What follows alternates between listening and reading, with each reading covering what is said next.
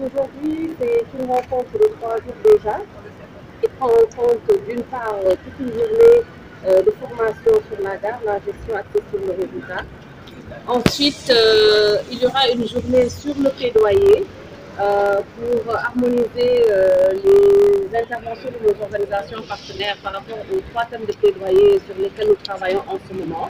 Nous aurons une troisième journée de mise à niveau, de partage d'expériences et de bonnes pratiques sur un certain nombre d'éléments propres au mécanisme des organisations. Les thématiques, bon, aujourd'hui nous avons la formation sur la gestion axée sur les résultats, qui est une formation quand même très importante pour nos organisations partenaires que nous avons accompagnées ces 3 dernières années à avoir une stratégie SEA, à savoir une stratégie de suivi, évaluation, apprentissage.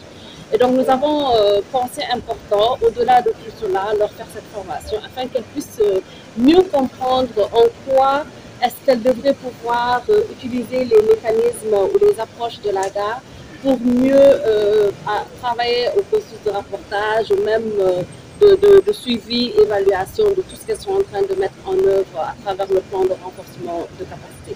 Au-delà de cela, nous avons nos 3 thèmes de plaidoyer. Le premier thème, c'est l'article 111 relatif à l'âge légal du mariage.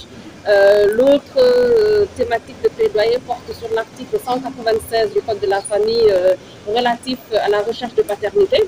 Et l'autre thématique, la troisième, porte sur l'implication des femmes dans les processus, en tout cas les mécanismes d'exploitation des ressources extractives et du contenu local. Et donc nous avons ces 3 plaidoyers-là qui ont été choisis par nos 25 organisations partenaires à être menés, en tout cas au niveau national, avec d'autres parties prenantes pour contribuer en gros à améliorer les droits des femmes et des jeunes filles au Sénégal. Très important est exactement l'utilisation des ressources. Et quand on parle de ressources, on parle de ressources techniques, on parle aussi de ressources financières.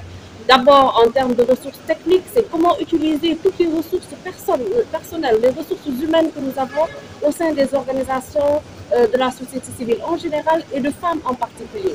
Parce que nous savons que l'un des manquements ou l'un des problèmes que l'on voit souvent dans les organisations de la société civile, c'est que ce sont les mêmes personnes qui font les mêmes choses, qui vont partout.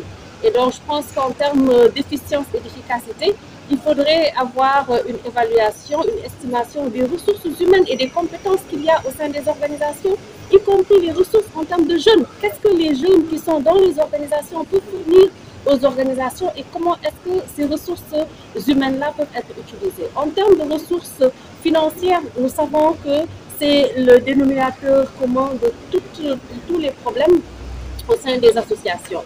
Associations, c'est les organisations de la société civile. Quand on parle de daïra, quand on parle d'associations religieuses de jeunes, en général, c'est qu'est-ce qu'on fait avec les fonds? Qu'est-ce que les personnes mandatées à utiliser nos fonds ont fait avec ces fonds-là? Et c'est là que nous venons, nous, peut-être, c'est un peu trop tôt pour en parler, nous avons développé des standards de qualité. Nous en parlerons plus tard, mais en lien avec cet atelier sur la gare, c'est amener les organisations à comprendre que la gestion axée sur les résultats, c'est la redevabilité. C'est ramener et pouvoir rapporter sur comment on a utilisé ces ressources financières-là de façon efficiente, de façon efficace et surtout pour atteindre les résultats que l'on a voulu atteindre lorsque l'on développait une initiative, que ce soit un projet ou un programme.